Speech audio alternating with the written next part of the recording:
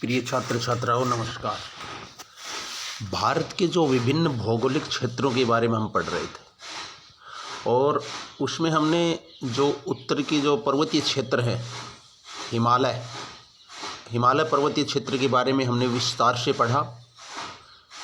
और अब हम पढ़ेंगे दूसरा जो भौगोलिक क्षेत्र है प्रमुख, वो है उत्तरी मैदान।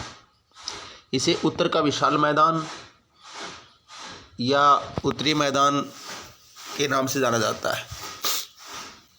उत्तरी मैदान तीन प्रमुख नदी प्रणालियों, जो नदी प्रणाली हैं, नदी प्रणाली क्या होती है बच्चों? प्रमुख नदी और उसकी प्रमुख सहायक नदियाँ, नदी और उसकी प्रमुख जो सहायक नदियाँ, उन सबको मिलाकर के नदी प्रणाली कहलाती है, जिसमें प्रमुख नदी प्रणालियों सिंधु, गंगा एवं ब्रह्मपुत्र तथा इसकी सहायक नदियों से बना है। यह मैदान जलोढ़ मृदा से बना है। लाखों वर्षों में हिमालय के गिरिपाद मतलब उसके जो पर्वतपदीय क्षेत्र, पर्वत के जो निचले क्षेत्र हैं, पर्वत के पास के क्षेत्र, गिरिपाद में स्थित बहुत बड़े बेसिन या द्रोणी में जलोढ़ों का निक्षेप हुआ, जिससे इस उपजाऊ मैदान का निर्माण हुआ है। इसका विस्तार 7 लाख वर्ग किलोमीटर के क्षेत्र पर है। यह मैदान लगभग 2400 किलोमीटर लंबा एवं 240 से, ये मैदान का जो उत्तरी का मैदान का चित्र दिया है बच्चों,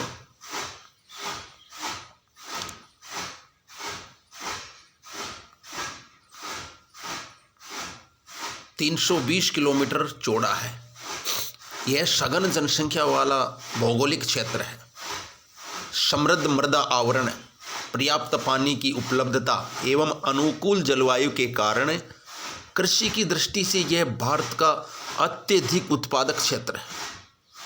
तो यहाँ पर उत्तरी मैदान में बच्चों जो कृषि की भौगोलिक परिस्थितियाँ हैं वो अनुकूल पाई जाती हैं। जल की उपलब्धता एवं समृद्ध मृदा और अनुकूल जलवायु, इन सब के कारण ये कृषि की दृष्टि से भारत का सबसे समृद्ध क्षेत्र कहला जाता है, अत्यधिक उत्पादक क्षेत्र है। उत्तरी पर्वतों से आने वाली नदियां निक्षेपण कार्य में लगी। जो उत्तरी मैदान से, जो उत्तरी पर्वतीय क्षेत्र से जो नदियां निकल कर आती हैं हिमालय से, उनके द्वारा लाई गई जो मिट्टी है, जलोढ़ मिट्टी, उसका यहाँ जमाव होता रहता है, जिसके कारण प्राकृतिक रूप से ये क्षेत्र है बच्चों, ये अपने आप उपजाऊपन बना रहता है। नदी के निचले भागों में ढाल कम होने के कारण नदी की गति कम हो जाती है, जिसके परिणाम स्वरूप नदी द्वीपों का निर्माण होता है। ये नदियाँ अपने निचले भाग में गाद एकत्र हो जाने के कारण बहुत सी धाराओं में बढ़ जाती हैं। इन धाराओं को वितरिकाएं कहा जाता है। ये दोआब का अर्थ है दो नदियों के बीच का भाग। दोआब दो शब्दों से मिलकर बना है, दो तथा आब अर्थात पानी।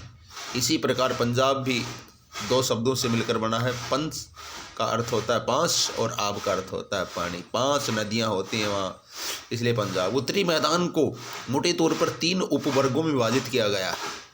उत्तरी मैदान के पश्चिमी भाग को पंजाब का मैदान कहा जाता है। सिंधु तथा इसकी सहायक नदियों के द्वारा लाए गए इस मैदान का बहुत बड़ा भाग पाकिस्तान में स्थित है।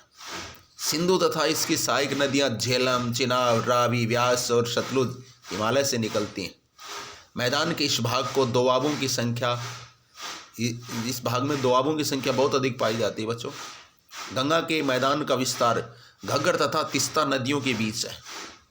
यह उत्तरी भारत के राज्यों हरियाणा, दिल्ली, उत्तर प्रदेश, बिहार, झारखंड के कुछ भाग तथा पश्चिमी बंगाल में फैला है। ब्रह्मपुत्र का मैदान इसके पश्चिम में विशेषकर असम में स्थित है।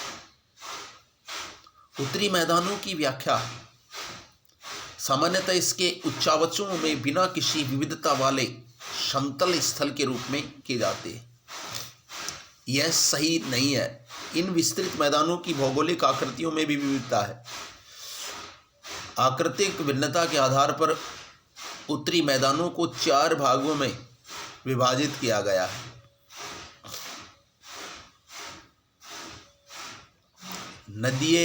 नदियाँ पर्वतों से नीचे उतरते समय शिवालिक की ढाल पर 8 से 16 किलोमीटर के चौड़े पट्टी में गुटिका का निक्षेपण करती हैं। इसे भाबर के नाम से जाना जाता है।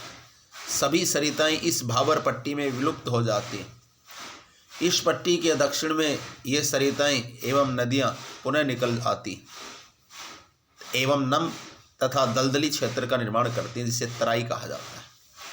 यह वन्य प्राणियों से भरा घने जंगलों का क्षेत्र होता है, तराई क्षेत्र।